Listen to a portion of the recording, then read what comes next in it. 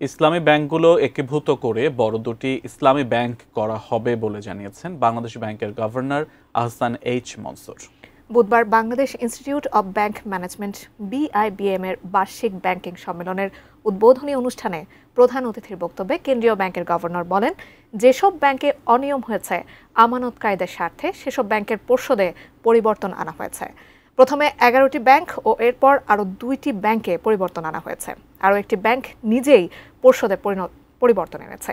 Bank company আইনে পরিবর্তন আনা হচ্ছে বলে জানিয়ে গভর্নর বলেন, কারা পর্ষদে আসবেন, স্বতন্ত্র পরিচালক কারা হবেন, তাদের যোগ্যতা নির্ধারণ করা হচ্ছে। রাজনীতির পালাবদল হলেও এসব সংস্কার চলতে হবে এবং কেন্দ্রীয় ব্যাংকের স্বায়ত্তশাসন বজায় রাখতে হবে বলে মন্তব্য করেন কেন্দ্রীয় ব্যাংকের গভর্নর।